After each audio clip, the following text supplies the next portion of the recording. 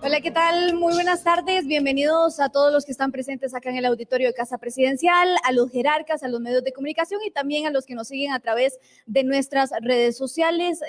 El agradecimiento para todos este 30 de noviembre. Iniciamos con la bienvenida al presidente de la República, don Rodrigo Chávez Robles, quien nos dará algunos anuncios previos y también acuerdos tomados durante este Consejo de Gobierno. Presidente.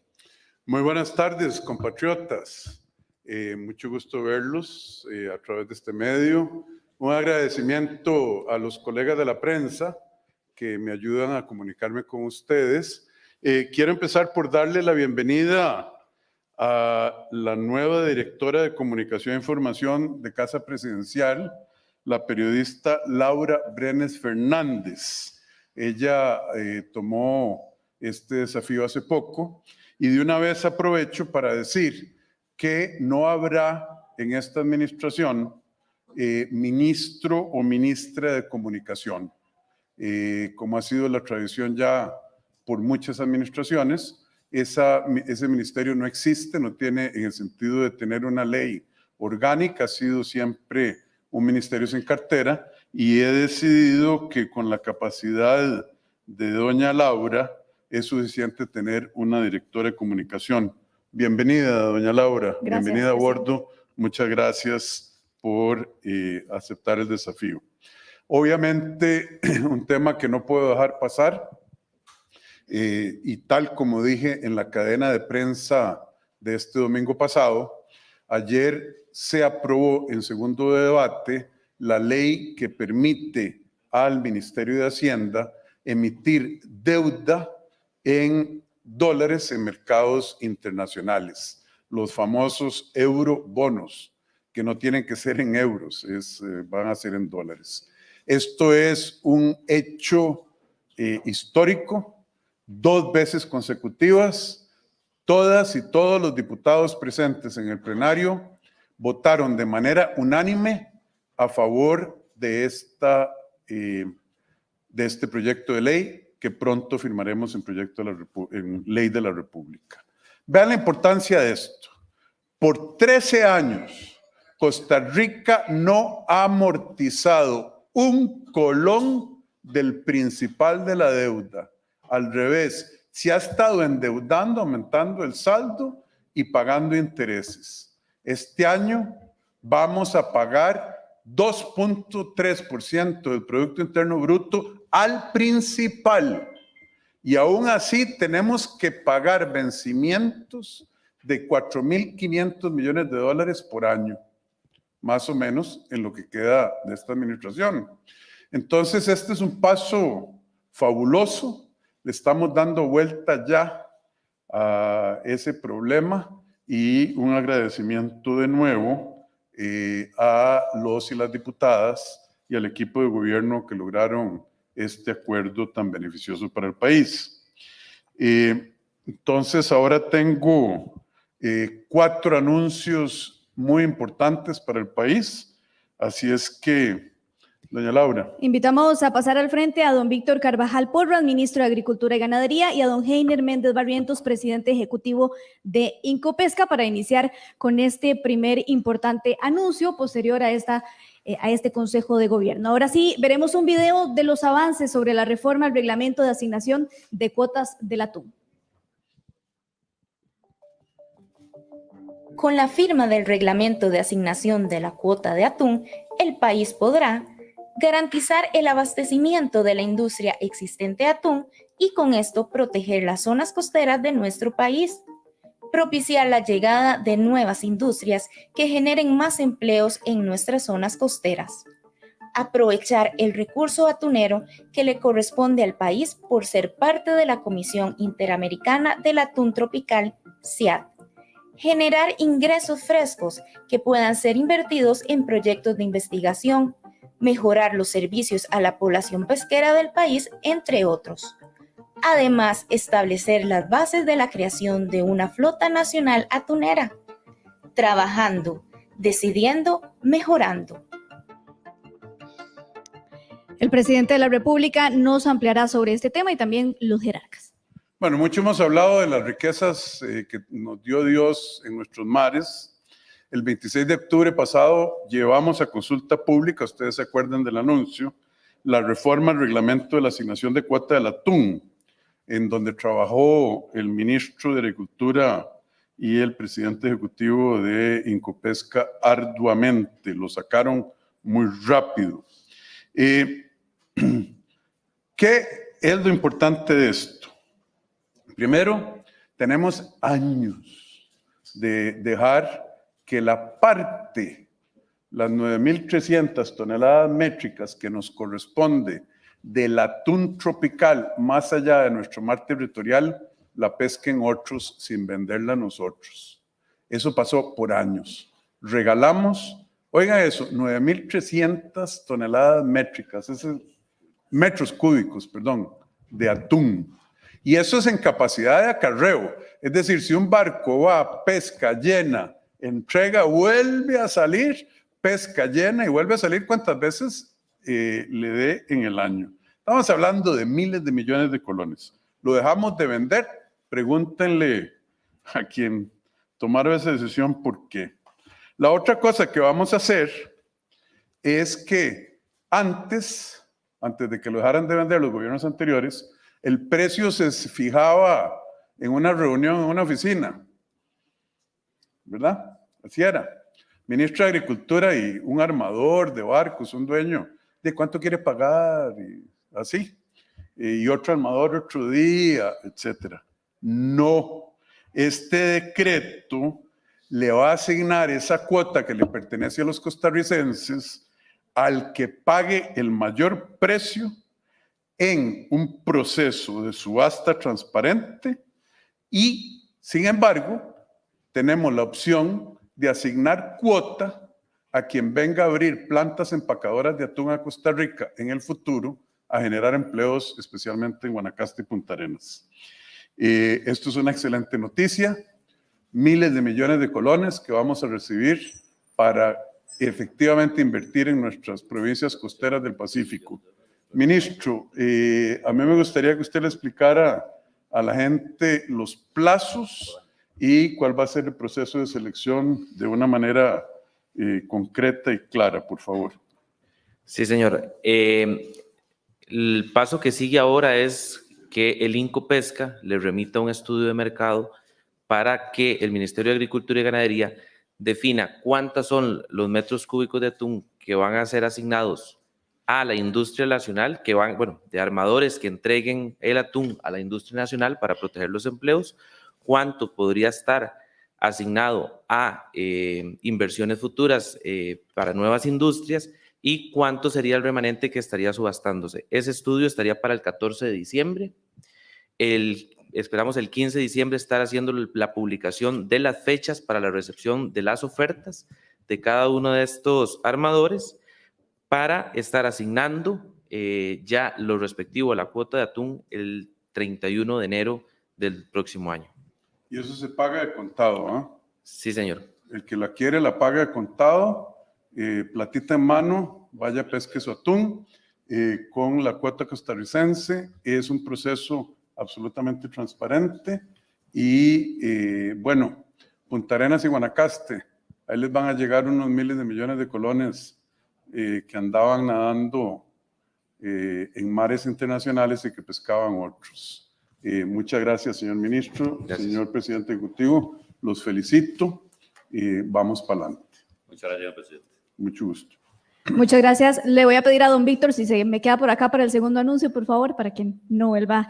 Vamos a llamar... por cierto, perdón, doña Laura. Sí. El decreto, la reforma al reglamento ya está firmada y lista. Lo que no quisimos fue gastar tiempo haciendo como antes la ceremonia de la firma, pero ya la firmamos allá en mi oficina hace un rato. Para agilizar los procesos. Entonces es un hecho consumado, diríamos. Gracias. Le damos la bienvenida al ministro de Agricultura, don Víctor Carvajal. Llamamos también al ministro de Hacienda, don Nogui Acosta, al ministro de Seguridad Pública, don Jorge Torres Carrillo, y al gerente general de RACSA, don Mauricio Barrantes Quesada. Bienvenidos a todos. Veremos un video sobre la implementación de los escáneres en nuestro país. Con una inversión superior a $35 millones, 7 unidades fijas y 2 unidades móviles para un total de 9 a nivel nacional, administrados por RACSA, tecnología de última generación, ubicados en todos los puntos fronterizos del país. Esta herramienta tendrá un impacto directo e inmediato en actividades ilícitas como narcotráfico, contrabando, entre otras. Costa Rica recupera su soberanía contra el narcotráfico con la incorporación de escáneres, trabajando, decidiendo, mejorando. El presidente de la República y los jerarcas nos amplían sobre este anuncio. Perdón, 2007. De veras que mi corazón siente regocijo hoy. Aleluya, gracias a Dios. Se acabó el no se puede, se acabó el patear el tarro y la cruzada que yo empecé a mi regreso a Costa Rica como ministro de Hacienda ya va a ser una realidad. Traté como ministro de Hacienda 28 millones de dólares de Hacienda Digital para comprar escáneres dentro del proyecto de más de 150 millones de dólares. A mí me echaron del gobierno pasado el 28 de mayo del 2020. En junio o julio habían sacado los escáneres de la lista de adquisiciones de ese proyecto. Desde entonces ha sido una lucha constante para ver cómo recuperamos nuestra soberanía contra el narcotráfico y las influencias nefastas de esa actividad en el país. Y hemos estado calladitos, trabajando. Calladitos, aunque muchos gritan, es que usted, queremos poner los escáneres. Aquí está la respuesta. RACSA está entrando en un convenio con las compañías multinacionales que tienen los escáneres de punta, con las especificaciones técnicas que nos contribuyó el gobierno americano, y en el primer semestre de 2023, gracias al esfuerzo de RACSA, del Ministerio de Hacienda, del Ministro de Agricultura, que tomó una posición de liderazgo al respecto, del Ministerio de Seguridad, ya vamos a tener todos los escáneres a partir del primer semestre de 2023 funcionando. 2 en Moín, escáneres nuevos, tecnología de punta, una inversión enorme. Y ya estamos. Y por eso lo estoy anunciando. De hecho, hoy, más arriba, junto con los ministros correspondientes, firmamos el decreto de declaratoria de interés público del sistema de inspección no intrusiva. ¿Qué estamos diciendo?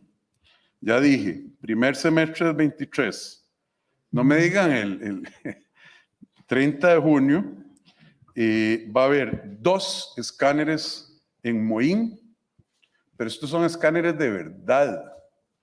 Escanean a 360 grados todos los vehículos. La cabina del chofer, el contenedor y 100% de lo que entra al puerto de Caldera y de Moín va a pasar por esos escáneres. Vamos a poner otro en Jabdeba, uno en Paso Canoas, otro en Peñas Blancas. 24 horas de funcionamiento y vamos a tener 2 escáneres móviles en los puestos fronterizos de Zigzaola y las tablillas en los chiles. Dije, 100% de lo que entra, 150 contenedores por hora, van a ser escaneados absolutamente. El contenedor va a entrar a un patio aséptico. Cada contenedor va a tener un sello de movimiento, un sello que va a dar una alarma si se mueve o se trata de abrir el contenedor.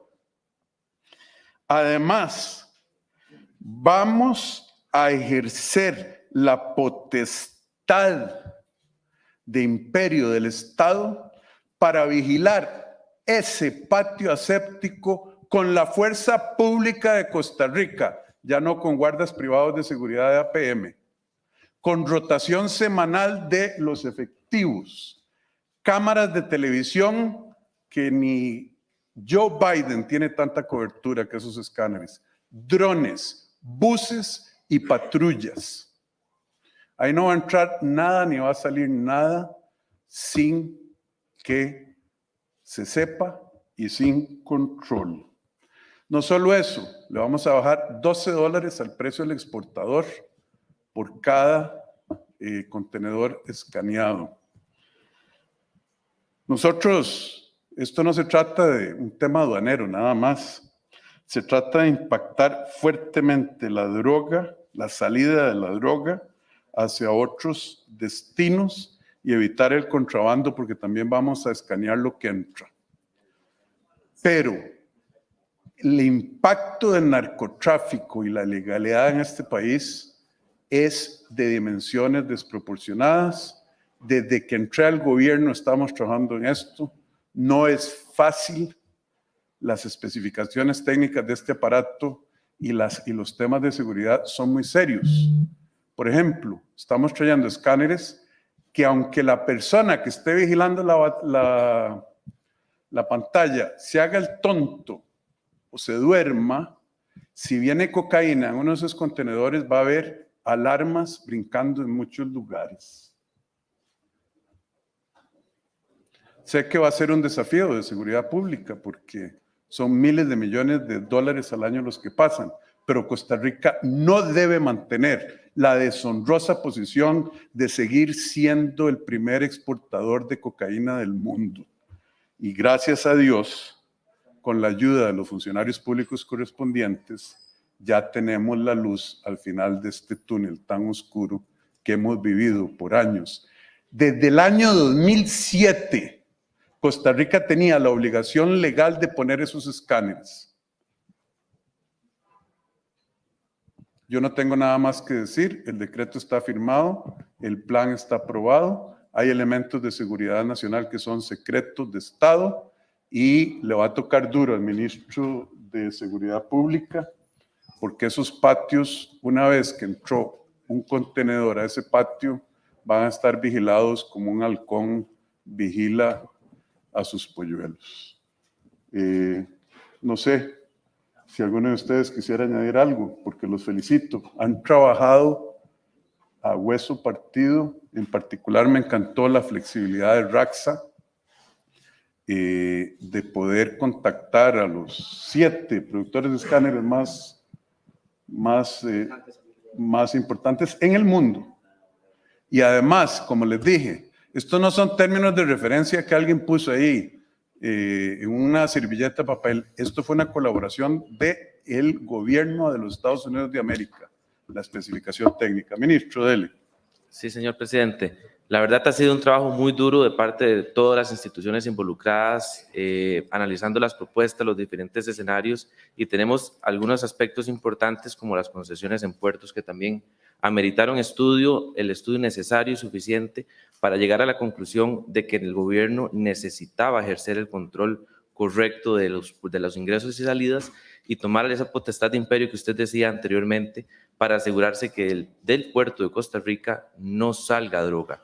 Y ese mecanismo es mediante el escaneo completo del 100% de los contenedores que van a ser destinados a la exportación y también del escaneo de las importaciones. Complementando que en la medida en que se terminen la infraestructura PIF del proyecto del PIF en Paso Canoas y Peñas Blancas, ya se estarán instalando también los escáneres en estos puntos, ya con toda la infraestructura necesaria para poder operar. Y es un esfuerzo muy importante para dejar clara la posición del gobierno en este tema tan complicado. Y estén vigilantes, costarricenses, y los miembros de la prensa que así lo quieran, porque yo estoy seguro que después de este anuncio, muchos van a querer meter el palo en la rueda de la carreta, pero no nos vamos a dejar ni amedrentar ni a que nos embarriaran en la cancha. Los felicito, de veras, un trabajo excelente. Muchas gracias a los ministros, al presidente. Don Nogui, le voy a pedir si usted se queda por acá para el tercer anuncio, por favor. Sí, presidente. Perdón, ¿podría repetir los lugares donde están? ¿Cuántos son? Es que no sé si transmití algunos. Va a haber, pero son escáneres de alta capacidad. El camión no para. Ahí va manejando la persona. Como yo decía antes, no sé si usted se acuerda que en Singapur escaneaban 38 millones de contenedores al año sin que pararan los camiones. Así va a ser. Y además escanean la cabina. Ahora no, ahora bajan el contenedor, lo suben, le llevan a un patio que entra todo el mundo como Pedro por su casa, no hay cámaras, no hay luces. O sea, el sistema estaba diseñado para que no. Ahora el sistema está diseñado para que sí, pase lo correcto. Entonces, son 150 contenedores por hora, 24 horas al día, 2 en Moín, 2 en Caldera, 1 en Jabdeva, 1 en Paso Canoas, 1 en Peñas Blancas.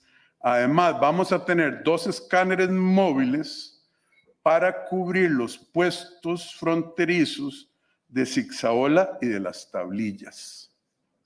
Y esa parte, usted entiende por qué ahí no hace falta, porque el negocio de los narcotraficantes es traer la cocaína a Costa Rica, cosa que no podemos evitar logísticamente, porque no tenemos armada, no tenemos barcos de guerra, no tenemos aviones de guerra, no tenemos radares, es una costa larguísima, pero el negocio de ellos no es traer la cocaína a Costa Rica.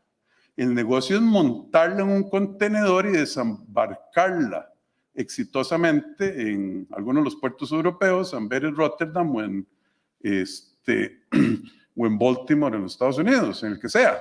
Ahí es donde está el valor agregado. Si no la van a poder sacar por contenedor, no van a tener por qué traerla a Costa Rica.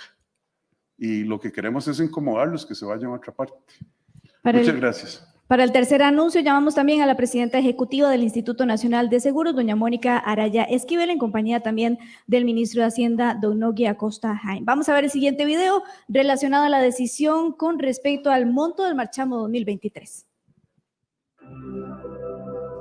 En el constante compromiso del Gobierno de la República por mejorar el costo de vida para todos los costarricenses, hoy anunciamos con enorme motivación una rebaja en el cobro del marchamo. La revisión de la fórmula del índice de precios al consumidor, IPC, permitió al gobierno encontrar el mecanismo propicio para recalcular la fórmula en beneficio de todos. Asimismo, se establecerá el mecanismo adecuado para la devolución de los montos correspondientes a las personas que al día de hoy ya han cancelado, trabajando, decidiendo, mejorando para todos en Costa Rica. El presidente y los jerarcas nos darán el anuncio. El presidente y los jerarcas nos darán el anuncio. Muchas gracias. Acabamos de firmar allá arriba otra vez, les cuento, el decreto para la actualización de la lista de valores de los vehículos automotores, aeronaves y embarcaciones, así como los montos de valor de esos vehículos y la tasa mínima. En plata blanca esto significa los oímos. El precio del marchamo no es un capricho, está determinado por una fórmula en la ley. Pero el ministro, ante las quejas que yo recibía y por tanto las quejas que él recibía, encontró una manera para que el precio del marchamo este año no subiera tanto.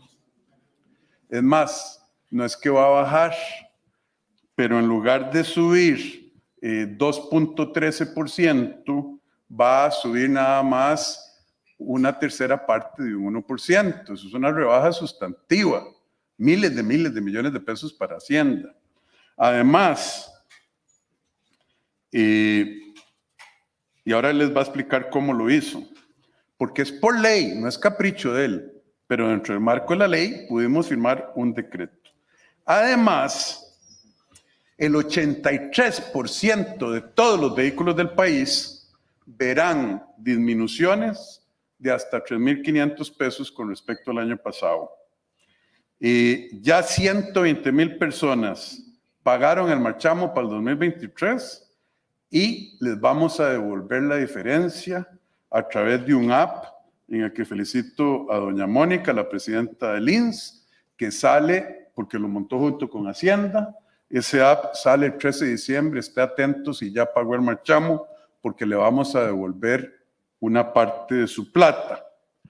Pero como nosotros nos gusta arreglar las cosas de manera definitiva, el ministro va a presentarle a la Asamblea, eso no lo podemos hacer nosotros, una reforma de ley para que cambiemos la fórmula que nos obliga a aplicar la ley existente para el año entrante y que ya se acabe aquello de que solo en Costa Rica los carros no se deprecian. Él les va a dar los detalles técnicos, pero sí, los oímos. Además, se arregló la situación de los Toyota Prado y RAP.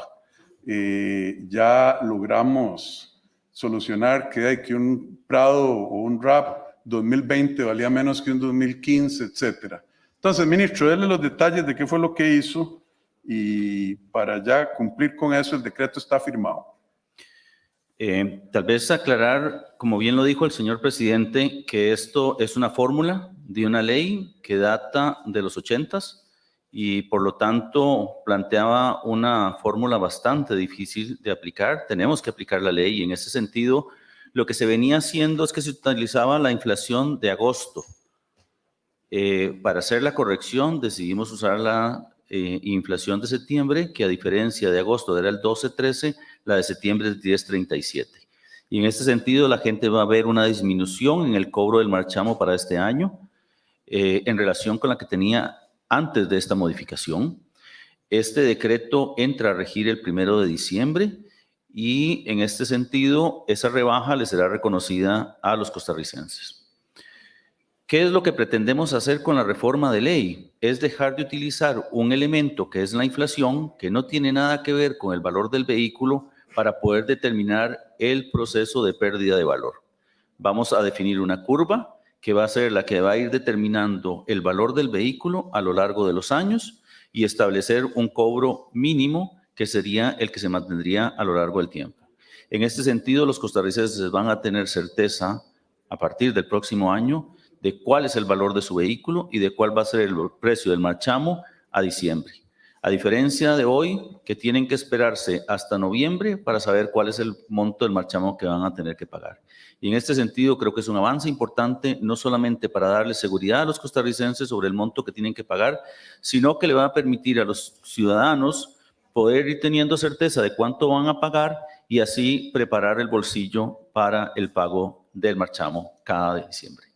Don Nogui, ¿y para cuándo va a presentar usted ese proyecto de ley ya para quitar esa fórmula tan nefasta que está en la ley? Sería a partir del 9 de enero que estaríamos llevando a la Asamblea Legislativa el proyecto de ley. Ok, lo vamos a convocar. Un ruego muy especial a las señores de la Asamblea que lo aprueben, a las diputadas y diputados que lo aprueben rápidamente, ya para que la gente tenga certeza cuánto va a pagar en diciembre del 2023. Ahora, pero ahí decían que andaba la gente, ciertos dueños de carros de cierta marca, muy incómodos. No lo oí decir cómo ya se arregló ese problema. Cuénteles. Sí, tal vez decirles que la ley también establece un proceso de actualizaciones de valor. Y las actualizaciones de valor se refieren a si hay un vehículo que tiene un valor más alto, todos jalan el valor de esos vehículos. Particularmente en el caso de estos vehículos se presentó esa situación y entonces llegamos al sinsentido de que habían vehículos, como bien lo dijo el señor presidente, que tenían años más antiguos, tenían un valor más alto que los más nuevos. En este sentido, lo que el Ministerio de Hacienda decidió fue descartar el estudio que se había hecho porque era puntual solamente para esos vehículos de esos años y por lo tanto estas personas, particularmente ellos quienes ya pagaron el marchamo, van a tener una devolución importante porque el cobro del impuesto sobre la propiedad se basa en el valor fiscal. Esa corrección va a hacer que esas personas vean reflejado efectivamente el valor de su vehículo y por lo tanto van a tener el mismo valor fiscal que el año anterior. Y no es por hacerle propaganda a nadie, pero las marcas más afectadas, porque incluso vi que se querían organizar los dueños de un tipo de marca para venir a pedirnos. Ya no hace falta que vengan, pero dígales usted qué marcas son. Sí, en particular fueron los Toyota Prado y los Toyota RAV4. En ese sentido, ya la corrección se realizó y por lo tanto pueden estar seguras estas personas de que no van a verse reflejados esas circunstancias que estuvieron presentándose a partir del lunes de la próxima semana. En ese sentido, la corrección será este fin de semana. El sistema del Instituto Nacional de Seguros se va a bajar el viernes en la noche y se va a subir el lunes a las 8 de la mañana para que se pueda proceder con el marchamo en el pago correcto que le corresponde a cada uno de los vehículos y en particular a estas marcas. Bueno, cualquier cosa nos avisan. Hay veces hay glitches, etcétera. Estamos atentos. De hecho, me acaba de decir mi colega, don Jorge Rodríguez, que hay 10 dueños de Toyota protestando allá afuera. Ya les vamos a decir que se pueden ir a la casa tranquilos. No sabíamos que venían, pero qué bonito atender y decir, ya se arregló. Muchas gracias, ministro y presidente ejecutivo. Los felicito. Gracias a los jerarcas. Llamamos al frente también al director general interino de Migración y Extranjería, don Alan Rodríguez Vargas, y al canciller de la República, don Arnoldo André Tinoco, para mencionarles el cuarto acuerdo tras el Consejo de Gobierno, porque el tema de la atención de migrantes ha sido una prioridad para el gobierno. Vemos el siguiente video. Con más de 220,000 solicitudes de refugio a la fecha, nuestro país se encuentra en una situación compleja. El gobierno de la República, de una forma responsable y con el objetivo de brindar la mejor atención a toda esta población, ha tomado la decisión de establecer diferentes mecanismos para ordenar y ofrecer soluciones acorde a las necesidades reales de todas estas personas. Temas de solicitar dinero, niños solicitando dinero, campamentos ilegales. Lamentablemente llegó el momento de actuar y este gobierno no pospone decisiones. Presidente, adelante. Muchas gracias. Como dije en ese momento, este gobierno no pospone decisiones. Ese fue el anuncio en la última conferencia de prensa. Firmamos hoy 2 decretos. Una reforma al reglamento de personas refugiadas y categorías especiales, y otro corresponde a una categoría especial temporal para nacionales de Cuba, Nicaragua y Venezuela, cuya solicitud de reconocimiento de la condición de refugiado está pendiente. ¿De qué se trata esto, costarricenses? Ustedes vieron el video, todos vimos lo triste que ha sido los procesos migratorios por razones como la vida insoportable que tienen que vivir los venezolanos gracias a los regímenes que hay ahí o a las condiciones que hay ahí. Nosotros somos un país que ha acogido tradicionalmente a las personas que buscan refugio y protección, ya que su integridad está comprometida en el país de origen. Eso no va a cambiar. Quien tenga la condición de refugiado, que es decir, un temor legítimo de ser perseguido por motivos de raza, religión, nacionalidad, género, preferencia sexual o pertenencia a un grupo social o sus opiniones políticas, Costa Rica mantendrá los brazos abiertos a los refugiados legítimos. Pero hay veces la gente abusa de la generosidad y yo no los culpo. Entonces teníamos un portillo abierto en que migrantes económicos se hacían pasar por ese tipo de personas que merecen refugio para poder trabajar en el país. Nosotros amamos los derechos humanos como sociedad. Yo no estoy hablando ni como gobierno por supuesto. No estamos cerrando las puertas a la población extranjera.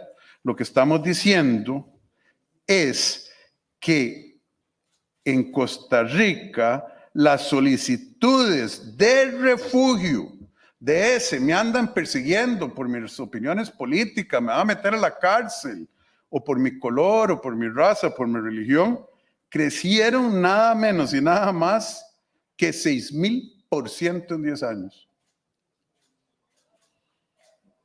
Así se los pongo. Del ACNUR, que es el Alto Comisionado de Naciones Unidas, dice que Costa Rica es el país número 4 en el mundo con la mayor cantidad de solicitudes de refugio. Y nosotros en población estamos al fondo de la distribución. Nos está metiendo junto a países como Estados Unidos, que tiene 300 y pico millones de gentes. En los últimos 4 años hay 222,000 solicitudes de refugio, que no son solicitudes de refugio legítimas, todas, sino que es que es muy fácil, porque al solicitar refugio usted obtiene permiso de trabajo inmediatamente. La Dirección de Migración nos dice que el 90 o más de las personas que han solicitado refugio y a quienes llegan a la cita no califican. Entonces, estamos permitiendo que la figura noble del refugio se esté abusando por parte de cientos de miles de personas. Así de fácil. Esto no tiene nada que ver con xenofobia, como han hecho la FEUNA, la Federación de Estudiantes de la UNA, que me pinta cachos de diablo, que yo soy xenofóbico, anti-extranjero. Saludos, estudiantes de la UNA. Nada que ver con eso. Estamos gastando $300 millones al año en atender a esta gente que se hace llamar refugiados en la caja, en las escuelas, etc. Entonces no es que vamos a ser un país malo. Simplemente el primer decreto que reforma el reglamento de personas refugiadas, lo que va a hacer es decir que solo los casos que de verdad ameriten la condición de refugio recibirán permiso de trabajo como persona refugiada, y que eso requiere que esas personas solicitantes de refugio, los que ya tienen el permiso, lo van a mantener hasta que se les venza. Normalmente es 1 o 2 años, ¿verdad, canciller? ¿Don Alan? ¿Ah? Hasta 3 años pueden ser. Ok, pero normalmente son entre 1 y 2 años. Y cuando se les venza, si quieren que les renovemos el permiso de trabajo, van a tener que ir a la caja a asegurarse y a decir: yo, como persona que tiene un permiso de trabajo en Costa Rica, me voy a asegurar y voy a cargar mi parte del gasto social en salud de este país. Ahora, resulta que había personas que han estado en el país 10, 15 años y no habían solicitado el refugio, pero se dieron cuenta que por ahí les salía el permiso de trabajo casi que automáticamente o muy rápido. Entonces, después de 10, 15 años dicen: ahora sí, yo soy refugiado. No. De ahora en adelante, si usted viene huyendo de su país, tiene 1 mes para solicitar, huyendo por razones legítimas, tiene 1 mes para solicitar el refugio. Si usted está en condición de refugiado, no puede salir de Costa Rica. Esa es otra parte del decreto. Antes estaba yo en condición de refugiado, iba al país y venía. Pero ¿cómo? No es que ahí lo van a maltratar a usted, lo van a meter a la cárcel por su religión, por su color, por su etnia, no. Entonces, el que pide refugio tiene que quedarse refugiado. Eso es el cambio. Luego, era muy simpático. Bastaba llamar al 1311 y decir: me llamo fulano de tal o fulana de tal, yo quiero condición de refugio, con el número de la llamada y el código, ya tenía permiso de trabajo. No. Desafortunadamente hay que cerrar ese portillo si queremos proteger como sociedad generosa a quienes merecen el refugio por razones legítimas. Eso también lo estamos quitando. El segundo decreto se refiere a una categoría especial temporal para gente de Cuba, Nicaragua y Venezuela, en el que son el 96% de las personas que han solicitado refugio. Entonces, esas personas en esa categoría van a poder trabajar por 2 años siempre y cuando y nada más si renuncian a la solicitud de refugio, porque ellos lo que están es trabajando, no están siendo refugiados, se van y se inscriben en la caja y demuestran que no tienen antecedentes penales en su país. Para eso lo puede dar el consulado. Siempre y cuando también hayan realizado su solicitud de refugio entre el 1 de enero del 2010 y hasta el 30 de septiembre del 2022 y que no hayan ido a su país en ese periodo. La Dirección de Migración y Extranjería nos dice que a partir de este año se dispararon las solicitudes de refugio. ¡Pum! Y a quienes se les denegó se quedaron en el país. Entonces les estamos diciendo, vea, le vamos a dar un chance, pero va a tener que cumplir con su obligación como cualquier vecino que viva a la par de su casa, al frente, que camine por las mismas calles. Asegúrese, páguele a la caja. Si no, ¿para qué tiene permiso de trabajo? Pueden trabajar a cuenta propia como patrono, pero pagando sus cuoticas. Obviamente criminales, personas con antecedentes criminales no tienen el derecho alguno, porque no es eso lo que nosotros queremos, es un tema de seguridad nacional también. Y entonces lo que estamos haciendo es ya cerrando el abuso de una vez por todas. Costa Rica seguirá siendo, a pesar de lo que dicen estos muchachos de la FEUNA, que me pintan de diablo, Costa Rica, costarricense, seguirá siendo un faro de seguridad y esperanza para aquellos que de verdad, por el amor de Dios, necesitan protección. Pero eso es muy diferente.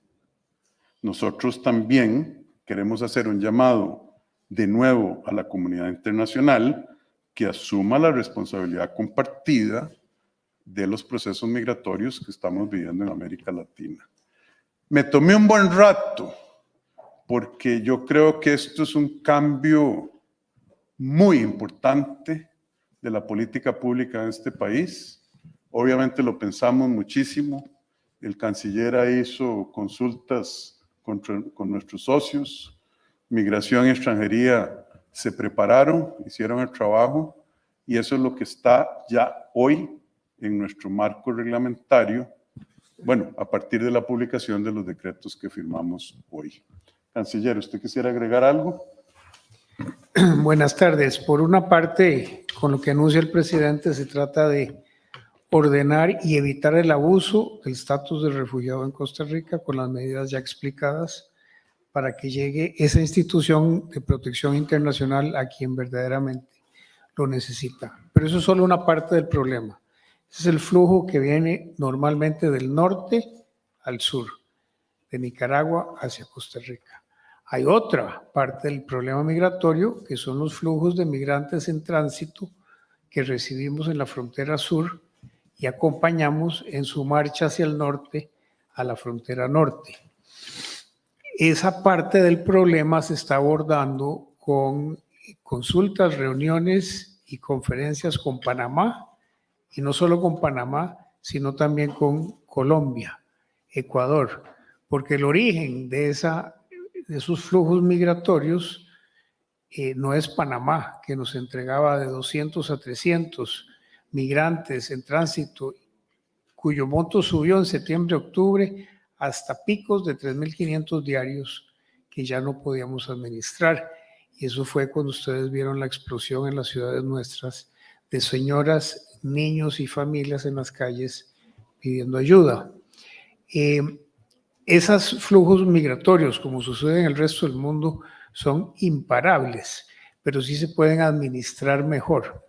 Y para eso necesitamos integrarnos internacionalmente junto con los países del sur para administrar adecuadamente esos flujos hacia el norte, que también dependen de las señales que emitan los países receptores finales de esos migrantes, en especial Estados Unidos. Cuando la señal es de apertura de su frontera, se incrementan esos flujos. Cuando la señal es de cierre de la frontera sur de los Estados Unidos, esos flujos migratorios decrecen. Muchas gracias. Muchas gracias, señor canciller, señor director general de Migración. Ahí, ¿algún comentario? Gracias y buenas tardes. Solamente hacer hincapié en un par de ideas que señalaba el señor presidente.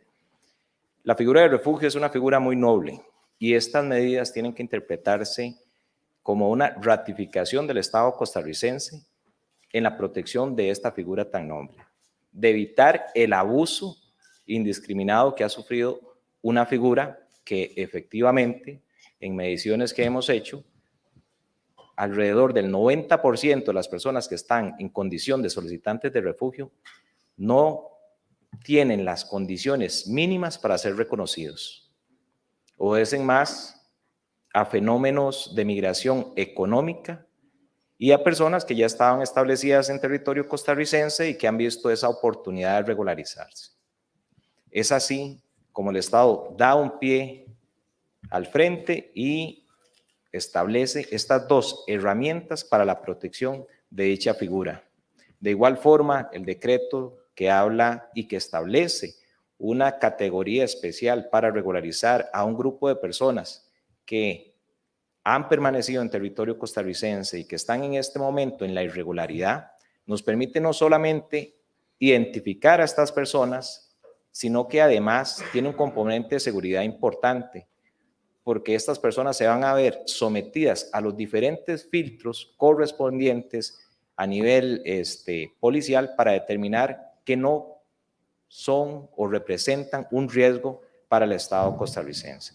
Es así como reiteramos que estos dos decretos deben ser interpretados de una forma positiva en esa labor del Estado costarricense de reordenar el quehacer migratorio, reafirmando su compromiso de respeto de los derechos fundamentales y de los compromisos internacionales adquiridos. Muchas gracias. Muchas gracias, don Alan. Muchas gracias, don Arnoldo. Para recapitular, porque vamos a las preguntas, ¿verdad? Sí, señor. 4 anuncios para usted hoy, costarricense. Estamos trabajando en muchas cosas más, pero los que escogimos hoy son: vamos a empezar a vender nuestro atún como debimos haberlo hecho siempre. Lo vamos a vender de manera transparente y honesta. Bajamos el precio de los marchamos para el 2023. Les vamos a devolver la plata. Los escáneres ya se ve una luz fuerte y clara al final de ese túnel de más de 15 años en el que hemos estado enterrados, y estamos protegiendo la noble figura del refugio en Costa Rica y ordenando nuestra situación migratoria después de muchísimos años de abandono.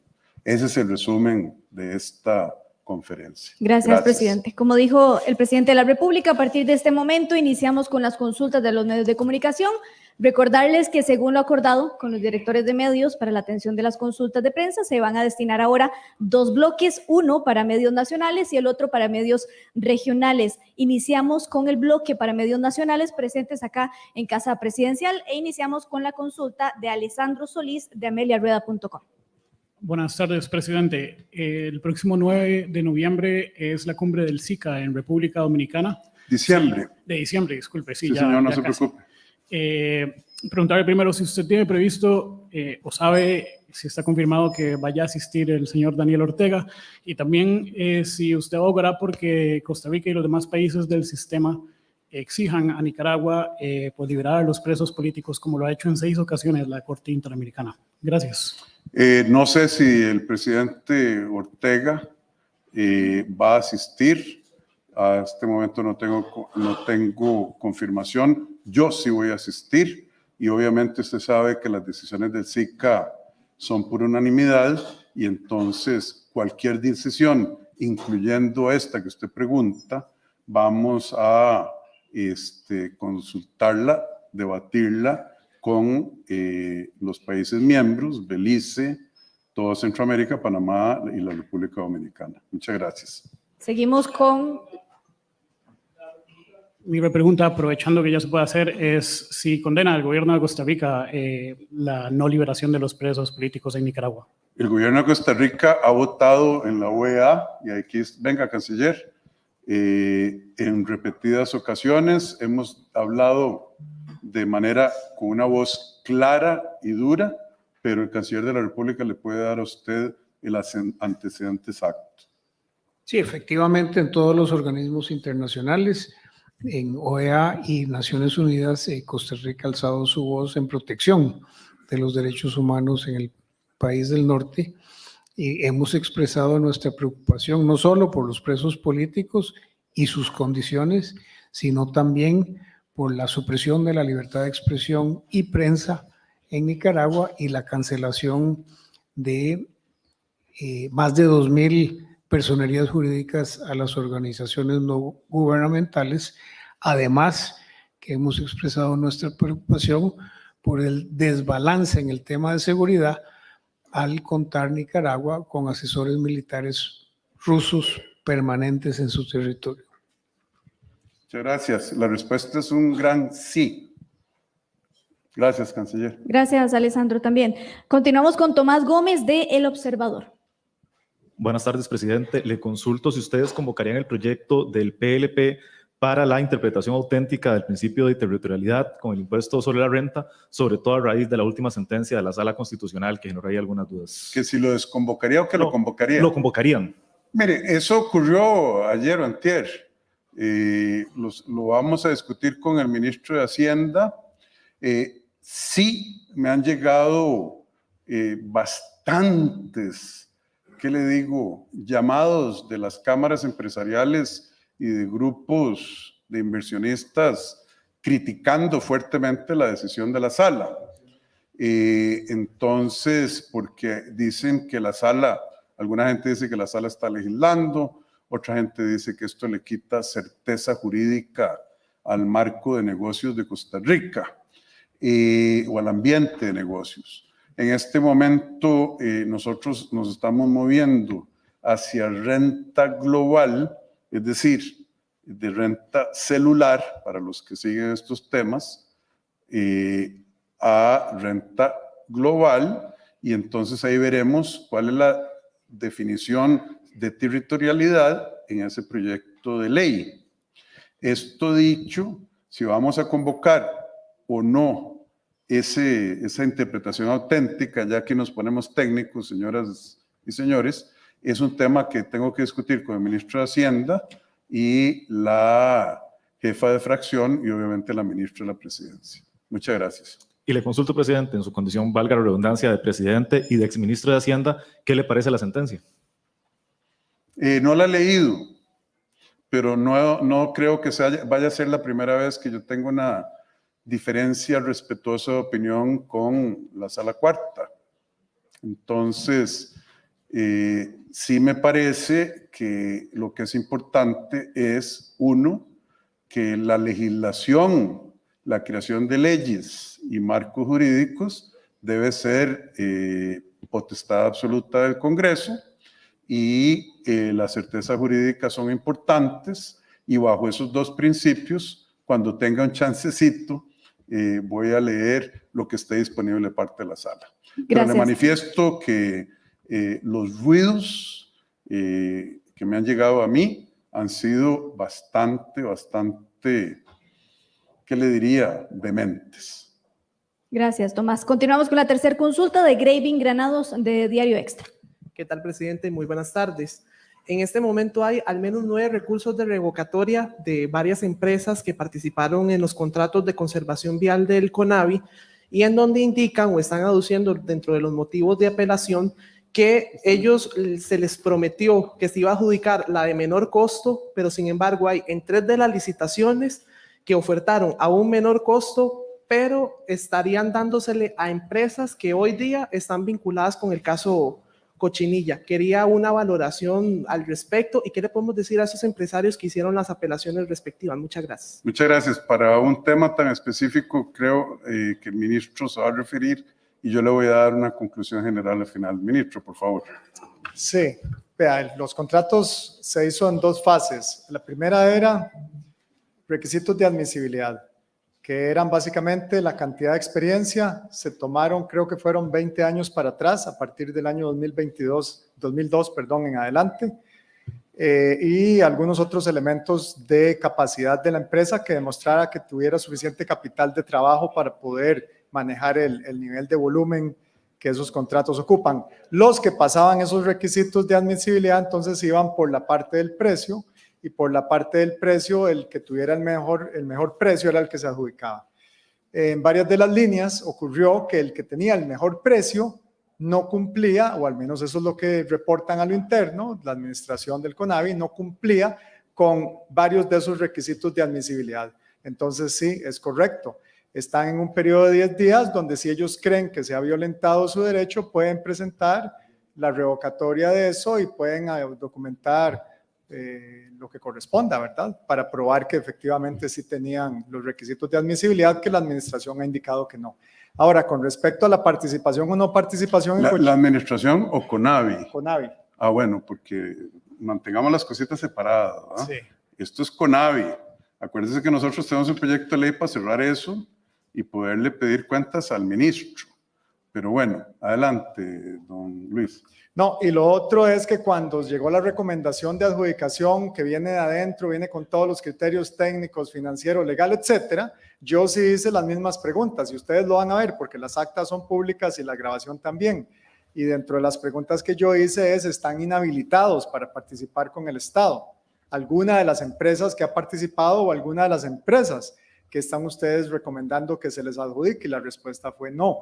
¿Y cómo lo saben? Porque fuimos y preguntamos a las diferentes instancias judiciales, etcétera, etcétera. Y ahí insisto yo de nuevo, necesitamos como Estado tener, y aquí voy en general, necesitamos como Estado tener un registro de las empresas que están contratando con el Estado, de manera que podamos establecer y ejercer mecanismos donde podamos reducir la cantidad que ellos pueden contratar o simplemente sacarlos completamente cuando tenemos cierto nivel de elementos. Pero en este momento no tenemos con qué. ¿Cuándo fue que se prepararon esos carteles? Los carteles se empezaron a preparar hace como 2 meses, más o menos. Se cambiaron completamente porque anteriormente no premiaban el precio hacia la baja. Con base a lo que la Contraloría había sacado, sí se logró un ahorro importante. Sin embargo, de ahí son contrataciones, creo que son como $70 millones en total que se están contratando. 70 millones de dólares. Entonces son contratos muy significativos y son zonas del país. Entonces, evidentemente que uno no lo puede abrir de manera tal que cualquier empresa lo agarre, pero tampoco podemos cerrarlo de manera tal que solo los que tienen ciertos requisitos, como ocurrió en el pasado, lo tomaran. En el pasado ponían un renglón que decía, tiene que tener una planta de asfalto disponible en la zona. De ahí usted le pone nombres y apellidos. Entonces empezamos a eliminar muchos de esos requisitos, pero lo que la administración indica es lo que ya yo le dije. Pero no diga la administración porque me va a confundir a mí con ellos. No, es el CONAVI, el Consejo Nacional, el que queremos cerrar, el que le estamos pidiendo a los diputados que por favor nos dejen. Pero yo quiero hacer una reflexión que va más allá de eso. Vea qué triste. ¿Cuántos años va a durar el caso Cochinilla? ¿Cuántos folios tiene? ¿Caso Aldesa? ¿Cuántos años tiene?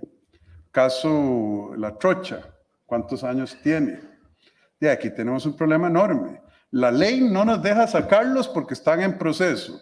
Y el proceso dura y dura. Y hay gente que me dice, expertos judiciales de esto, don Rodrigo, tal vez sus ojos no lo vean. Y yo que tengo una expectativa de vida larga por mis papás y mis abuelitos. Dice, tal vez sus ojos no van a ver esto. Y estamos amarrados. Y ahí es donde yo digo que en este caso, ojalá esas empresas que ofrecieron precios menores puedan demostrar que cumplían los requisitos de entrada.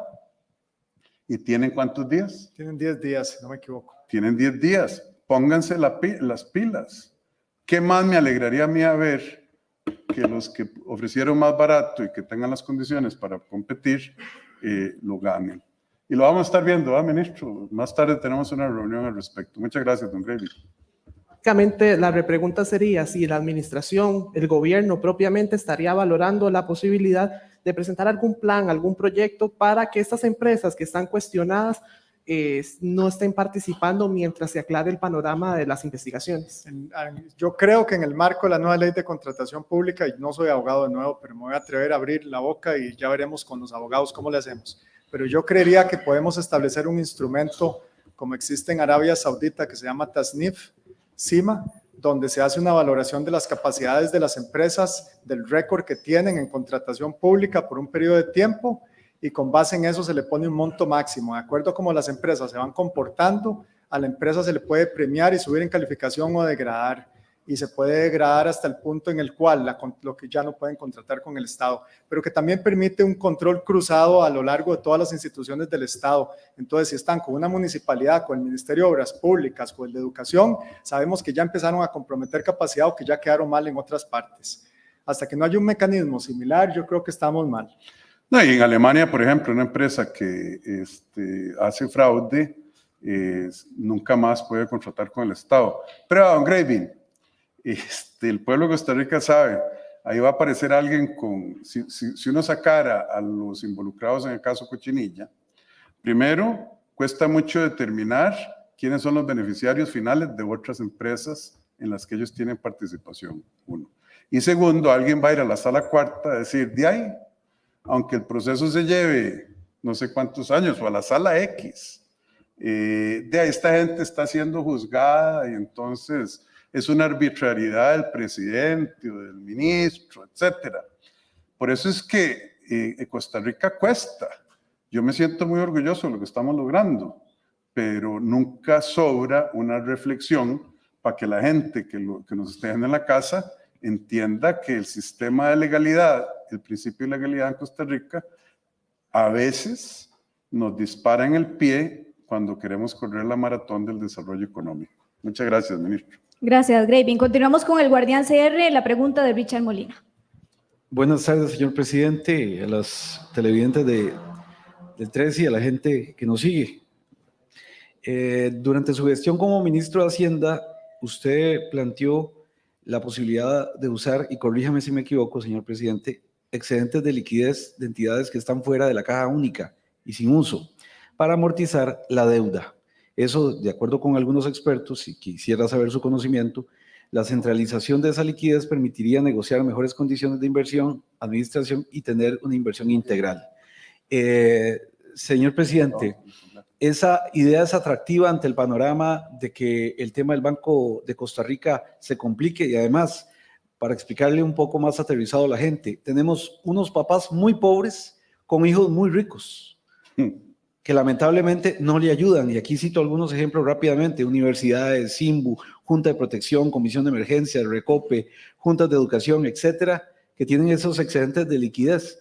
¿Por qué no ser un buen hijo y decirles, venga para acá? De hecho, la Contraloría tiene esta visión, no se ha movido, es un proyecto que está ahí. ¿Cuál es su visión, señor presidente? Muchas gracias. Usted cubrió una gran cantidad de terreno muy, muy importante, don Richard. Primero, con respecto a la ley que yo propuse como ministro de Hacienda, está convocada, fue parte del acuerdo que logramos con los eurobonos. Nosotros dijimos, Costa Rica tiene 4.500 millones de dólares de vencimientos por año en los próximos, lo que resta de esta administración. Eso es un montón de plata. Nosotros estamos pidiendo menos de la mitad para irlo a vender afuera, en lugar de apretar a la pyme y al hogar costarricense, compitiendo con ellos en el mercado financiero. No, que 6.000 es mucho. Bueno, hagamos una cosa, denos 5.000, pero pase 2 leyes al Congreso, y ese es el acuerdo. Una es esa que usted se refiere. Eso nos va a economizar mucha plata en intereses, porque en lugar de estar de vagabunda la plata en una cuenta o ganándole intereses al hijo rico, que no solo es rico, sino que gasta la plata en cosas que a veces dan tristeza, como el Banco de Costa Rica, pero ahí estamos hablando. Entonces esa plata va a la cuenta única del Estado. Y el otro elemento de la ley es que hoy inversionistas que están viendo cómo va el tipo de cambio, muy sólido, que están viendo que Costa Rica ya está dándole la vuelta al desafío fiscal, ya con superávits primarios, es decir, estamos pagando ya el principal de la deuda, ya quieren venir a invertir directamente, pero la ley no nos deja. Entonces, ese segundo proyecto de ley dice, si usted tiene plata, cree en Costa Rica, ve lo que está haciendo el gobierno, que los mercados internacionales nos están aplaudiendo, venga directamente y le compra Hacienda con plata traída de afuera. Esas son las dos cosas. Sobre el Banco de Costa Rica, si se complica, yo creo que la complicación del Banco de Costa Rica la están haciendo quienes defienden los privilegios y abusos de esa institución, los que no quieren que paguemos, que le metamos, como diría mi abuelita, un guamazo a la deuda con esos fondos y bajemos la tasa de interés y bajemos el gasto en intereses porque estamos amortizando el principal. Esa conversación, nosotros convocamos la ley de venta del Banco de Costa Rica para atender y dialogar sobre las preguntas legítimas que hicieron diputados en el PUSC y en otras fracciones. No para ponernos a pegar gritos, a decir, esto es de valores. No, esos son los mismos, como dijo un diputado ayer en la asamblea. Es que es un tema de valores, no de intereses. No, hombre, ese cuento tengo yo 60 años desde que nací de estarlo oyendo, de que son los valores, saquemos la caja de dinero, no la caja costarricense. Entrémosle a la caja y a la caja fuerte del pueblo. Ese tipo de debate yo lo menciono porque me hace mucha gracia, pero nosotros sí queremos debatir las preguntas de fondo sobre lo que yo creo es lo mejor para Costa Rica. Diametralmente lo llevo al otro lado. Mañana es un momento en que el país se paraliza y emotivamente la gente sube o baja. ¿Cuál es su criterio para mañana? ¿Cómo nos va a ir, señor presidente? ¿Vamos a poder avanzar? Y eso sería un bombazo también para el gobierno. Si un equipo clasifica, le va a ayudar mucho en popularidad. ¿Cuál es su visión, señor presidente? Ay, Dios mío, Richard, yo dije que le ganábamos a España 1-0 y dije que le ganábamos a Japón, creo que 2-1. Así es que yo lo único que le pido a Dios, estaba vacilando al vicepresidente, el doctor Stefan Brunner Neibig. Imagínense dónde vienen esos apellidos que mañana les vamos a ganar a los alemanes. Esa es la esperanza de todos los ticos, independientemente de la popularidad del gobierno. Yo creo que es que esa tricolor la llevamos en el corazón. Fuerza, muchachos. Muy golpeados por España, muy alentados por lo que pasó con Japón. Y mañana esos teutones, ustedes vieron cómo les empataron. Gracias. Gracias, Richard. Continuamos con la consulta de José Luis Rodríguez de Trivisión. Buenas tardes, señor presidente. Ayer, doña Katia Rivera, jefa de fracción del Partido Liberación Nacional, dijo que, que en principio ellos estaban opuestos, los 19 diputados, a lo de la venta, luego de que se dio lo del retiro del proyecto de la venta del Banco de Costa Rica, se desconvocó. ¿Cómo hacer para convencer, en este caso a ellos, que ellos dicen que aparte es hijo del Partido Liberación Nacional, el Banco de Costa Rica, ¿verdad? Y a otros, como también Frente Amplio, que se han opuesto, ¿cómo hacer para convencer con un nuevo texto sustitutivo, que es lo que se espera, ¿no? Vea, la lógica y los números son absolutamente apabullantes. Si alguien pone, yo no vi las declaraciones de la diputada Rivera, si alguien dice el argumento, este es hijo de mi partido, bueno, es como una mamá que dice, este es mi hijo y resulta que el tipo no es una buena persona, te lo va a defender simplemente porque es el hijo. Ese argumento me parece, no lo escuché y tal vez lo dijo diferente, pero en base a lo que usted me dice, me parece un argumento vacío de lógica y de la realidad de la política pública que tiene que ser basada en números. O como alguien dice, esto se trata de valores. Dígame, ¿qué valores? Libertad, derechos humanos, ¿qué valores? Salario de un gerente del Banco de Costa Rica que gana millones de pesos por semana. Son valores para algunos. El que ya me dice, mira, soy del partido tal, préstame plata.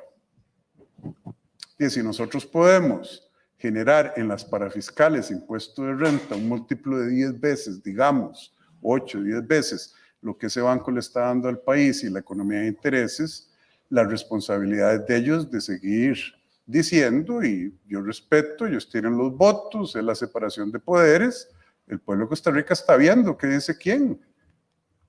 ¿Quién dice qué? Perdón, lo dije mal. Entonces, a doña Katia, sobre los temas de fondo, cuando quieran ver los números, si tienen preguntas sobre la transparencia y la honestidad del proceso, aquí estamos bienvenidos. Pero hey, ¿cómo le contesta usted a alguien? Esto es de valores. Hey, habría que ridiculizarlo, que no me corresponde a mí, aunque sí podría fácilmente. Gracias. Continuamos con Carlos Mora, de CR Hoy.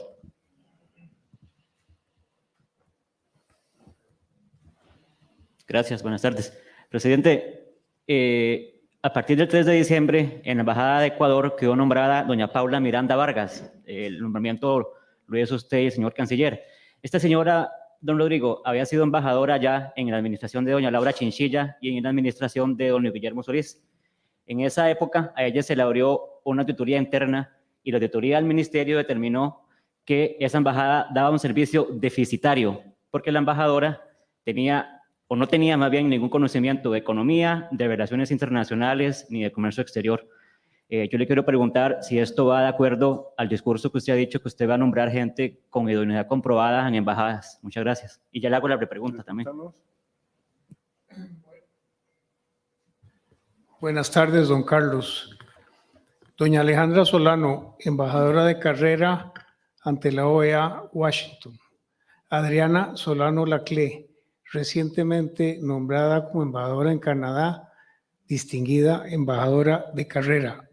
Ana Elena Pinto, en Francia, funcionaria de carrera, nombrada embajadora. Y así puedo seguir con los nombramientos de los embajadores de carrera. En el caso del embajador ante Ecuador, se consideró primero que ella ya ha sido embajadora ante Ecuador, conoce bien. Segundo, la necesidad de reforzar esa embajada en virtud de nuestra aplicación a la Alianza del Pacífico, siendo Ecuador uno de los miembros aplicantes igualmente. Y yo la entrevisté a ella personalmente en México, donde reside. Estoy convencido de que va a ser una señora que va a representar a este país adecuadamente. Las eventuales deficiencias que haya señalado la auditoría años atrás han sido, en mi consideración, superadas.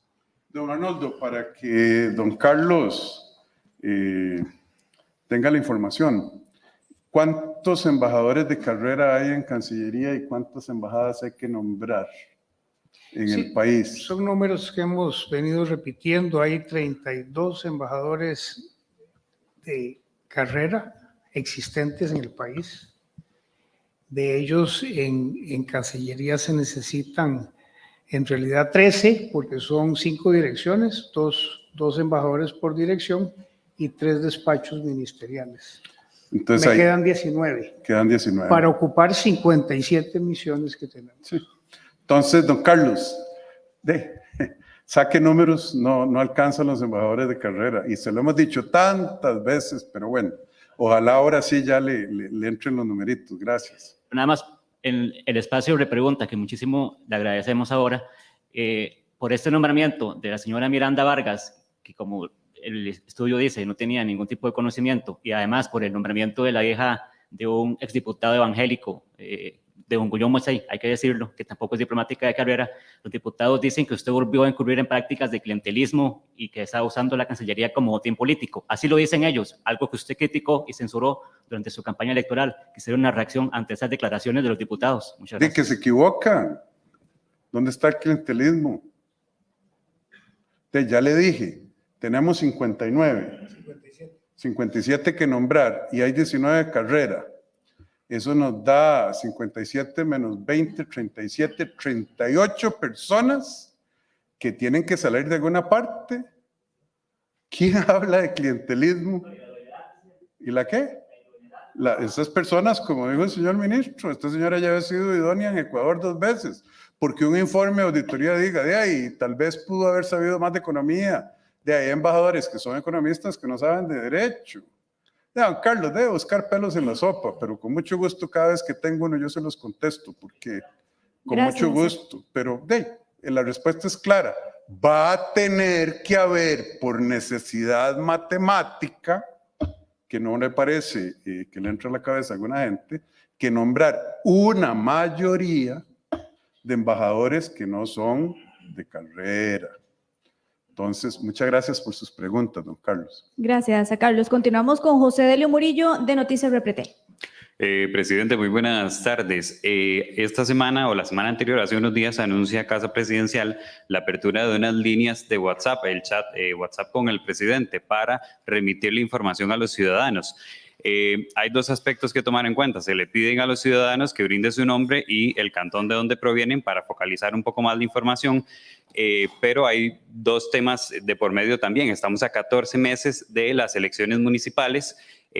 Creo que no es un tema menor, entonces si estos canales se podrían leer como una forma del gobierno de propaganda previo a esos comicios, y también cómo se va a dar el manejo de los datos personales, sabiendo que hay antecedentes de datos personales en Casa Presidencial que no fueron manejados de la mejor forma. Gracias. Discúlpeme porque no escuché el nombre del colega de prensa José en el Adelio medio. Murillo. Noticias Repretel, José Adelio Murillo. José Delio. José Adelio. José Adelio, don José Adelio. Eso es, volvemos a lo mismo, la paranoia, el escándalo. ¿Usted sabe qué es lo que estamos despidiendo? Que la gente se meta a una página de Casa Presidencial y diga, quiero recibir información de Rodrigo Chávez. Sí, se mete, da autorización, consenso. Yo quiero. Segundo, si usted quiere, deme su nombre y su cantón de residencia.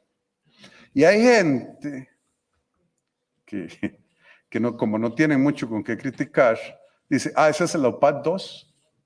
En la OPAD iba, primero no era voluntario. Segundo, iba el récord médico. Iba información de la calidad del piso de su hogar por las encuestas de la INEC, cuántos electrodomésticos tenía. Estoy hablando de ejemplos. Que de la información suya, su nombre y su número y su cantón donde usted reside, simplemente para no mandarle noticias de Punta Arenas a alguien que vive en Alajuela. ¿Qué de eso no está en el padrón electoral? Que es público. Usted sabe que con su nombre yo me puedo meter y sacar con quién está casado, con qué número de cédula tiene, dónde vive, y un montón de cosas del registro civil.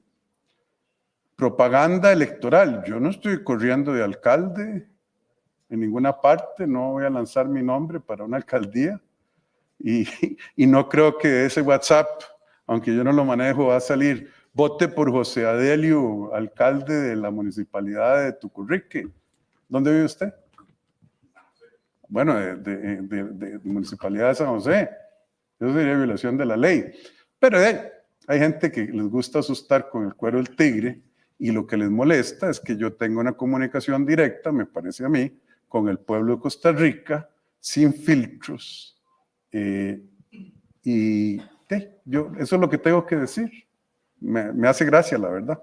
Muchas gracias, don José Adelio. José Adelio, si no tiene alguna repregunta, continuamos con el segundo bloque de los 10 minutos para los medios regionales, tanto presenciales como aquellos que no pudieron asistir a Casa Presidencial. Presidente, iniciamos con una pregunta de Alexander Brenes del medio Noticias en Línea CR, dirigido a usted. ¿Cuál es la posición, presidente, sobre las declaraciones de una diputada del Frente Amplio en Colombia, donde en sus palabras lo señala de asesino? ¿Existirá alguna denuncia por su parte? Es del medio Noticias en Línea CR, Alexander Brenes. Son acusaciones muy fuertes: violación, asesinato. Son mentiras. A mí nunca me echaron del Banco Mundial, ni se me encontró culpable de lo que ella dice. La ofensa a mí me resbala en lo personal, en el sentido de que no me toca el alma, porque yo sé que son mentiras. Obviamente declaraciones querellables. Yo tengo como muchos abogados diciendo: presidente, se lo hago gratis, deme la oportunidad de darle una lección a esa señora y al partido Frente Amplio, que replicó el video en la que ya hice. Esto dicho, vea, es una ofensa a Costa Rica. Rodrigo Chávez es lo de menos. Me duele que mi familia, mis hijas, oigan esas cosas, aunque ellas saben que son patrañas. Una patraña, ustedes saben lo que es una patraña, es una mentira de mala fe, de mala intención. Me duele que una diputada de la República que representa a Costa Rica, uno de los tres poderes, no haya aprovechado una oportunidad para ir a donde están las otras, había otros representantes, es decir, ¿sabe qué? En Costa Rica tenemos paridad de género en el Congreso, paridad de género en el gabinete, paridad de género en las instituciones autónomas. ¿Sabe qué? En Costa Rica lanzamos una ruta del género que se la envidian los países más avanzados, que fue creada e impulsada por este gobierno, que ha repetido su primera promesa como presidente de la República de Chávez, electo sin haber asumido, fue lanzar la ruta de género y ya cumplió y está bajo implementación. Eso es lo que uno hubiera esperado de una representante del pueblo de Costa Rica. Pero yo lo estoy pensando. A veces me pregunto, ¿para qué? Porque ya el pueblo, hasta donde yo he visto, ya juzgó las mentiras descaradas, las acusaciones y difamaciones obviamente malintencionadas y la ofensa al electorado costarricense que vio en mí, en un proceso democrático, más allá de eso, al candidato que ellos escogieron y no al candidato de ella. Eso es yo lo que tengo que decir. ¿Qué va a hacer legalmente? No sé. Y la verdad es que me importa mucho. Lo que da es tristeza y en alguna medida vergüenza ajena. Creo yo, allá usted en su casa, juzgue y opine. Usted tiene ese derecho también. Muchas gracias. La segunda pregunta, don Alberto Cabezas Villalobos, del medio Radio Oasis de la República de Argentina. Presidente, si va a desconvocar el proyecto de ley para otorgar más vida útil al transporte público luego de la solicitud de varias personas con discapacidad que se oponen a este proyecto. Doña Natalia, ¿usted quiere opinar o don Luis? Sí, que vengan los dos.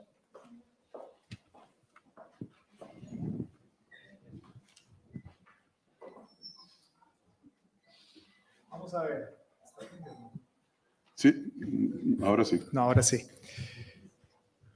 Por los 2 años de la pandemia, bueno, empecemos diferente. Los autobuses de transporte público, ruta regular, tienen una vida útil de 15 años.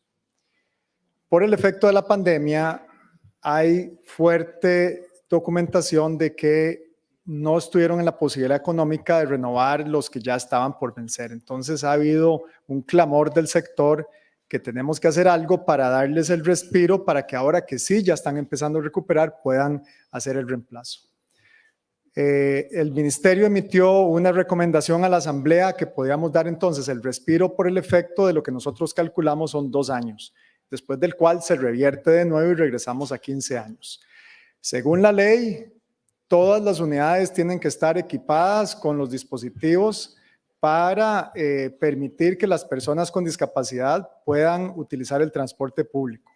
Así que yo no sé de dónde es que está saliendo eso. Si ya de por ley se supone, hicimos la consulta ayer en Consejo de Transporte Público a la administración del Consejo de Transporte Público y nos volvió a indicar que desde hace varios años todas las unidades tienen que estar en apego a esa ley. Lo que va a pasar aquí es muy fácil.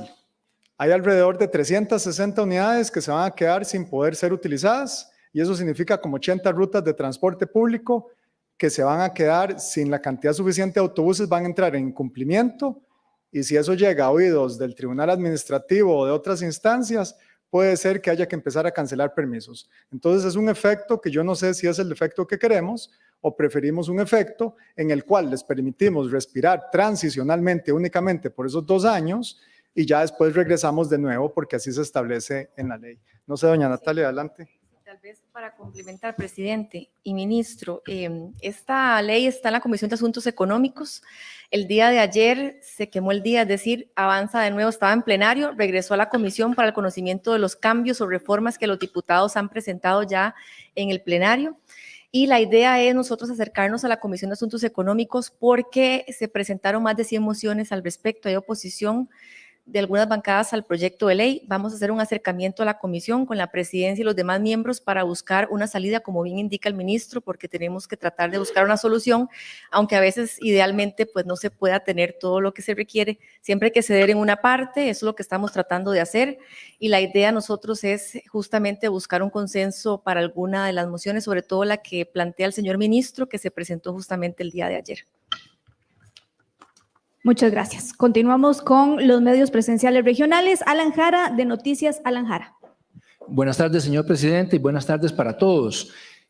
Buscando ese Estado real de derecho, creo que es urgente en el país, y dar herramientas necesarias para crecer, prosperar e incluso generar empleo en este país, es urgente lo que ustedes han promovido, que tiene que ver con Internet de alta calidad, sobre todo en áreas rurales, en las costas, en las fronteras, en las escuelas y colegios, pero también en las comunidades, para eliminar, por un lado, la brecha digital, dar equidad educativa y, por otro lado, que las comunidades puedan prosperar, que los jóvenes puedan trabajar desde la casa, por ejemplo, donde el turismo sea también atraído con Internet de alta calidad, donde incluso los nómadas digitales que también el gobierno promueve, pues se puedan atraer. En estos momentos no se puede generar proyectos interesantes desde estas zonas que tienen atractivos naturales bellísimos, pero que no se puede avanzar. Sobre esto, presidente, ¿qué nos puede decir?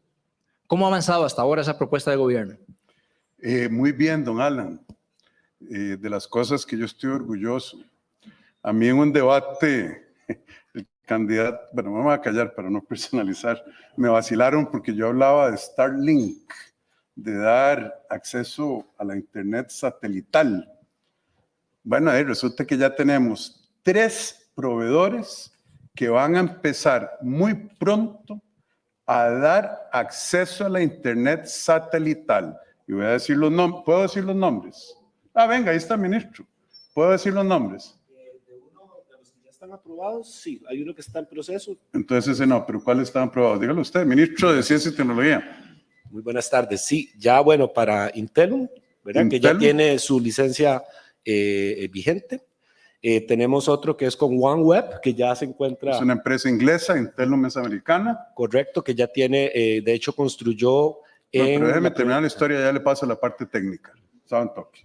Entonces, ya está la tecnología en Costa Rica. De hecho, fuimos a Guanacaste, ministro y yo, a inaugurar uno de los centros de la compañía inglesa, OneWeb. ¿Qué significa esto?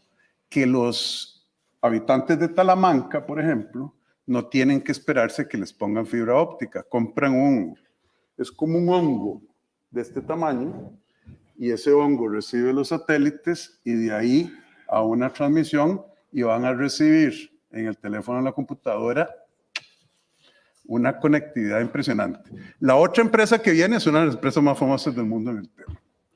Eso es número 1. Y ahora el ministro le va a decir por qué. Necesitamos que Fonatel y ustedes se pongan las pilas también. Nosotros, Costa Rica tiene una cosa muy rara, costarricense. Sutel y Fonatel, que es donde está la plata para cerrar la brecha digital, resulta que son el supervisor y el regulador y la plata. Solo en Costa Rica, el que regula hace las inversiones, etcétera, en esto. Esto va a ser un tema de discusión profunda en Costa Rica, donde algunos dirán, no, Dios guarde, no me quite las oportunidades que esto me da para mi industria. Pero eso va a ocurrir, el debate por lo menos. Entonces ya el gobierno hizo eso. Segundo, ya está de nuevo con Sutel la 5G para ser subastada. Ahí están ciertos operadores, no, yo le quiero quitar el 3.5 no me alcanza, yo quiero el 2.6 del ICE porque esa es la línea de negocio que a mí me sirve. Nada que ver con 5G, pero ¿por qué no lo amarramos? Y ahí estamos pegados con Sutel. Yo a don Gilbert, le digo, don Gilbert, Sutel tiene que poner su parte, el presidente de la Junta Directiva. Con las escuelas, ayer se firmó, ¿dónde está la ministra de Educación? 50% de las escuelas ya van a tener, pero le voy a dar al ministro. La respuesta que yo quiero dar es que en 6 meses de gobierno, o en 7, ya yo ni sé cuántos hay, ha habido el progreso que en décadas en Costa Rica no ha habido, progreso real y medible para cumplir con el sueño de que en Gavilán Canta, en Talamanca, o en las alturas de Cotón, allá por San Vito, o en cualquier parte del territorio nacional, usted sea un ciudadano cibernético del mundo, porque usted, don Alan, lo dijo claramente. Ya eso es casi que un derecho humano, si no es que lo es. Hay países donde dicen que el acceso a la Internet, como Estonia, es un derecho humano y nosotros hemos hecho lo imposible, pero la pareja de baile va a tener que bailar al mismo ritmo, que es la Sutel y el Fonatel. Por favor, don. Muchas gracias, señor presidente. Como bien lo mencionaba el señor presidente de la República, en esta administración hemos logrado en 6 meses recuperar mucho del tiempo perdido de las últimas administraciones, particularmente en la gestión y el uso de un bien demanial del Estado como es el espectro radioeléctrico.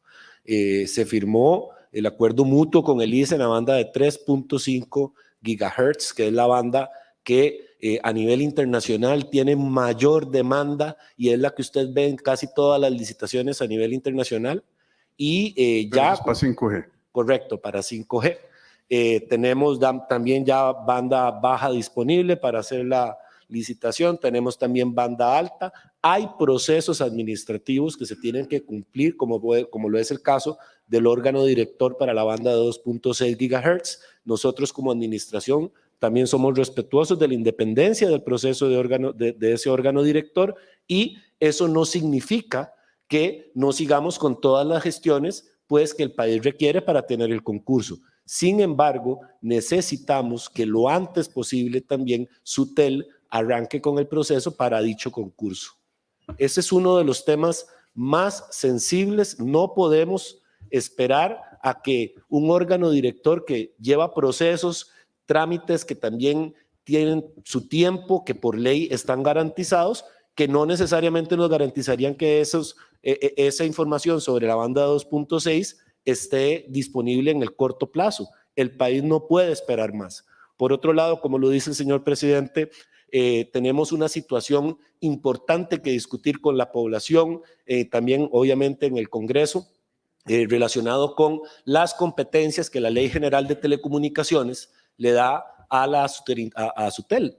Como regulador también le da un rol de ejecutor de la política pública que nosotros como Ministerio de Ciencia, Innovación, Tecnología y Telecomunicaciones diseñamos. Y eso ha generado en los últimos 10 años una gran cantidad de problemas de coordinación. Esto ya está también registrado a lo largo del tiempo.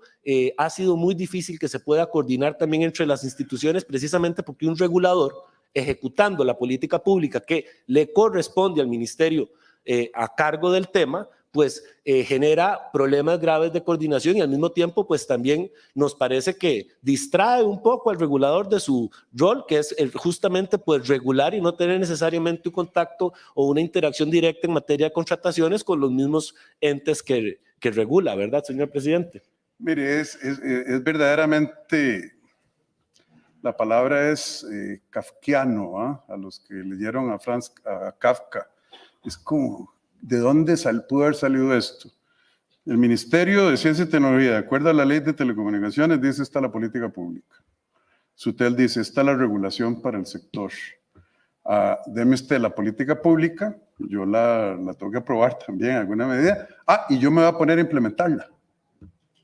¿De dónde usted ve eso?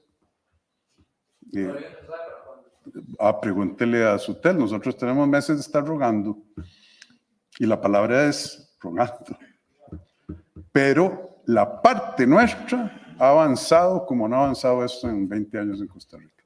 Muchas gracias, ministro. Y finalizamos, gracias, ministro. Finalizamos con Rodrigo Moya de Acontecer Espartano y algo más. Sí, muchas gracias. Ya para cerrar con broche de oro, de verdad, esta conferencia, señor presidente. ¿Qué actualización nos puede brindar sobre las intervenciones y mayor regulación en Senada? En este caso, usted sabe que ya estamos muy cerca de la Navidad, cuando los tamales tienen un valor sumamente difícil, sumamente caro. Necesitamos, y la población de Costa Rica quiere una Navidad comiendo tamales, y usted sabe lo difícil. Señor presidente, ¿por qué? Porque los insumos están muy caros. Sí, es importante que todos nos comamos nuestro tamalito. Ojalá Dios provea y el gobierno está haciendo lo posible. Ministro, sobre Senada. Sobre Senada estamos trabajando en varios frentes. Uno de ellos es los días de feria. Hemos detectado baja movilidad en uno de los días, que estaríamos haciendo los números financieros para iniciar el año con una reducción de días de feria, facilitando el tema de las subastas. También estamos avanzando con una plataforma informática para subasta electrónica que permitirá transparentar los mercados sin intermediación, siempre con atención en subastas mayoristas que permita formar precios en diferentes regiones. La idea en este caso es iniciar con la región Chorotega en el mercado regional para luego trasladarlo a Senada. Y también estamos en unas intervenciones que estamos coordinando con las diferentes instituciones que necesitan incidir en ese mismo día y esa misma hora, que somos bastantes. Entonces, estamos trabajando de diferentes frentes. Vea, lo que el ministro quiso decir en plata blanca, él es más sofisticado que yo, es economista, por cierto, pero eso no es culpa de él, perdón, ministro, estoy bromeando. Es que en Senada hay un arreglo oligopólico, donde aprieta más de la cuenta al productor, así en plata blanca. Y entonces, él está trabajando en los mecanismos para que el proceso de formación de precios no sea que se junten unos señores, porque la mayoría son señores o señoras, y decir, de ahí, hoy vamos a comprar la lechuga tanto, venga lo que venga, y la coliflor, y si ya usted arrancó la coliflor y llega ahí al Senada, de allá no hay nada que hacer, la tiene que entregar al precio que les dé la gana. Entonces, eso es lo que está haciendo el ministro, buscando mecanismos de transparencia, subastas electrónicas, restringir quién entra, quién no, para romper eso y que compitan entre ellos. Y viera que ahí vamos a tener que entrar con un poquillo más de fuerza de la que yo creía al principio. Pero hay que hacerlo. ¿Cuántos años? ¿Hace cuánto se abrió Senada? Hace muchísimos años, presidente. ¿Cuántos? ¿20, 30? Yo no me acuerdo. No tengo el dato. Muchísimos años y nadie nunca le ha querido entrar. Entonces le agradezco la pregunta, eso es lo que estamos haciendo. De esta manera finalizamos, presidente. No sé si tiene algún otro comentario. Sí, le agradezco muchísimo al pueblo de Costa Rica que nos puso atención hoy, a los medios de la prensa. Quiero invitar a los compatriotas a celebrar mañana en la Plaza de la Democracia, ahí entre la Asamblea Legislativa y el cuartel de Bellavista, el Museo Nacional, la abolición del ejército mañana a las 6 de la tarde. Esa es una conmemoración que vale la pena porque gracias a Dios en este país oímos todo menos el rugir de los tanques y de los cañones. Que Dios bendiga a todos ustedes y que Dios bendiga a esta Costa Rica que tanto amamos. Muchas gracias. Gracias al presidente de la República, don Rodrigo Chávez, también a todos los que participaron de esta conferencia de prensa, a los colegas y también a los que se informaron a través de nuestras redes sociales. Que tengan muy linda tarde.